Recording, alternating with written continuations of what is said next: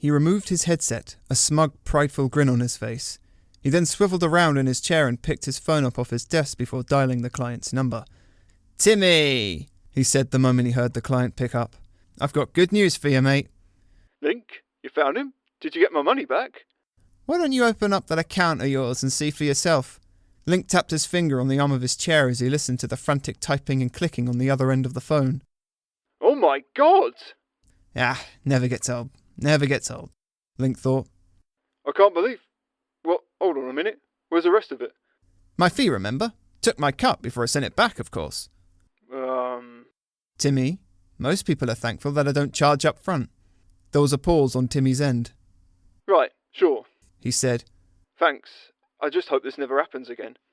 Link laughed. "Oh, don't worry about that, Timmy boy. The state I left that son of a bitch's gear in, the highest form of tech he'll be breaking into is a tin of soup."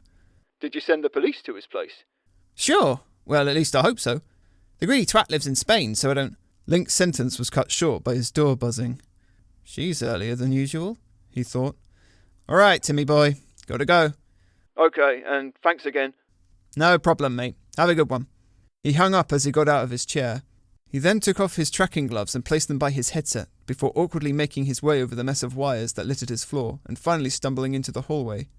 After only a few more steps, he made it to the door, which he promptly opened. On the other side stood Maria, dressed smartly as she always was, with her winter coat over her work clothes. She squinted and looked at Link. "Do you ever get dressed?" Link stepped aside and let her in. "I do my best work in a t-shirt and tracking bottoms." She said as she walked in. "Well, you could at least clean the place up a bit. I swear the smell gets worse every time I come here."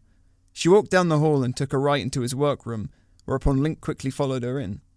He walked past her as she stood still, staring at his setup in the centre of the room, with the same look she always had when she saw his VR gear. And, as per usual, he couldn't tell if she was impressed or grossed out by it. He paid little mind and threw himself down in his chair before looking up at the Metropolitan Chief Inspector. He opened his arms. "What can I do you for, Maria?" She brushed a strand of auburn hair off of her face. "You've been busy, haven't you? I heard about what you did to that MLM based out of Richmond. Nice work." He smiled and placed his hands behind his head.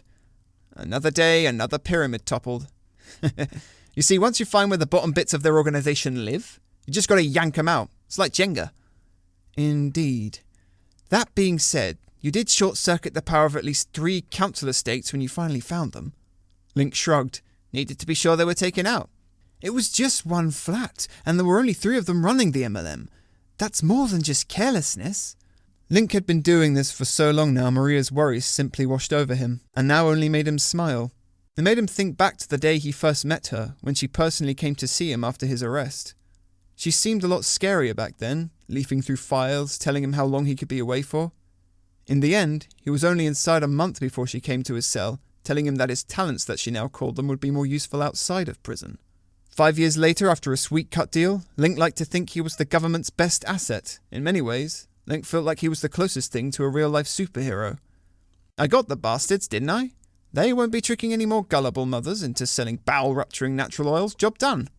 Maria sighed. "The point still stands, Gary." "Link. I am Link Cable. That's the name everyone knows me by. You may as well call me by it."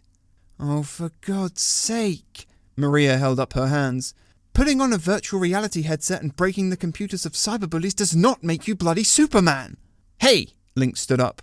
"I don't just put on a VR headset. The moment that thing is on my head, I can practically turn myself into data. No firewall, VPN, or passwords of 10-year dead pets can stop me." "You've still neglected to tell the police where you got that tech." "And for the record, I don't just break the computers of cyberbullies either. I track down serious threats to online security and I take them down." "You blew up the monitor of one of your targets 10 inches from their face last month." Link shrugged. "So? He was a hacker." Maria's eyes widened. "He was a 13-year-old boy cheating at Call of Duty. How exactly was he a threat to online security?" Link grumbled. "Well, you didn't hear the gaming community complaining, I can tell you that. And it wasn't Call of Duty, it was Counter-Strike." Maria squinted and rubbed her eyes with her thumb and index finger.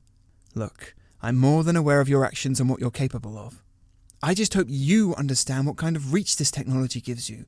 what it could do in the wrong hands, what you could do if you suddenly decided that one day you didn't like being an online superhero. Link raised a finger.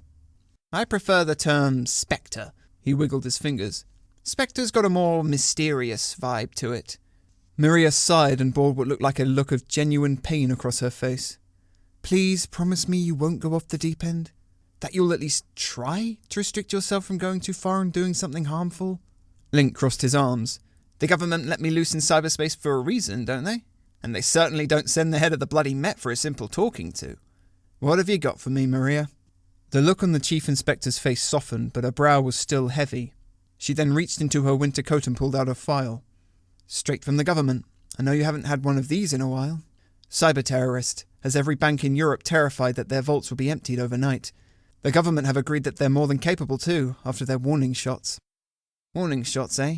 That would explain the possible recession that the news keeps talking about. So they're draining Howard Brown dry. What's their motive? Maria handed him the file. The usual, I suppose. End of big government, justice for the little guy, a call for chaos. That kind of thing. Link leafed through the file. No name, race, gender, not even a sniff of their location. Not gonna lie, Maria, this is gonna be a tough one. Well, can you do it? Link closed the file and placed it on his lap, before once again leaning back and placing his hands behind his head. Oh, I can do it. I just need to know how much our beloved PM is willing to increase my balance by. You get 50 grand up front, and another 200 if you catch this creep. Link whistled. That ain't not bad, he said as he nodded. Okie dokie, Inspector, you've got yourself a deal.